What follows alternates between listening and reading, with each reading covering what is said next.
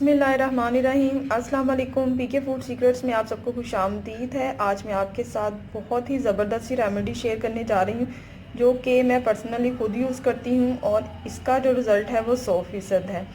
खांसी, नज़ला, ज़ुकाम, गला ख़राब हो, गले में दर्द हो, हर तरह की प्रॉब्लम के लिए ये रेमेडी बिल्कुल ठीक है।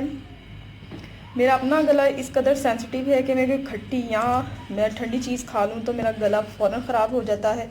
हत्ता कि मीठी मौसमी हो या मीठे माल्टे हो वो भी खा लूँ तो मेरा गला फ़ौरन पकड़ा जाता है। इस कदर सेंसिटिव मेरा गला है, इसलिए मैं कोई मेडिसिन यूज़ नहीं करती। मैं सिर्फ यही जो रेमेडी है यही यूज़ करती हूँ और इसी से मुझे 2 से 3 दिनों में बहुत ज़बरदस्त रिज़ल्ट मिलता है और मेरा गला बिल्कुल ठीक हो जाता है।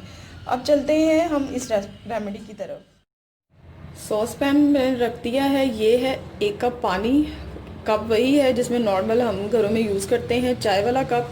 वो मैं इसमें डालूंगी। बिस्मिल्लाहिर्रहमानिर्रहीम।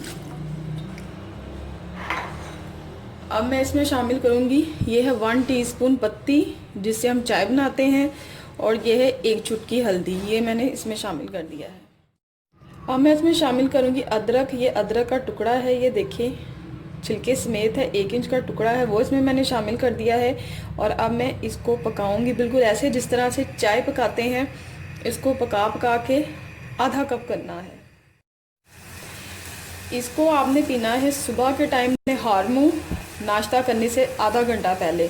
शाम को जब आप चाय पीते हैं, आपका पेट खाली हो थोड़ा सा, तब आपने 5 से 6 के दरमियान इसको दोबारा से हाफ कप पीना है। अगर आपका गला बहुत ज़्यादा ख़राब है या आपको खांसी या नज़ला ज़ुकाम बहुत ज़्यादा है। ये अब रेडी है, हाफ कप हो चुका है। अब मैं इसको निकाल दूँगी। मैं इसमें शामिल करूँगी 1 टीस्पून शहद। शहद आप हस्बे जायका भी ले सकते हैं। ये मैं इसमें शामिल करूँगी।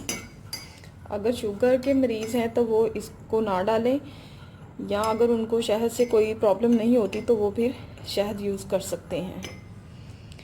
ये बड़ों के लिए हाफ कप है।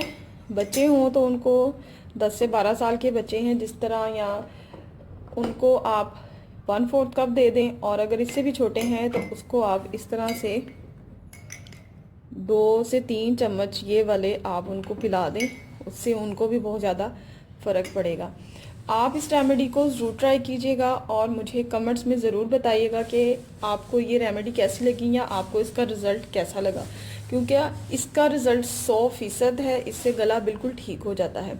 अपनी दुआओं में याद रखिएगा। अल्लाह हाफ़िज़।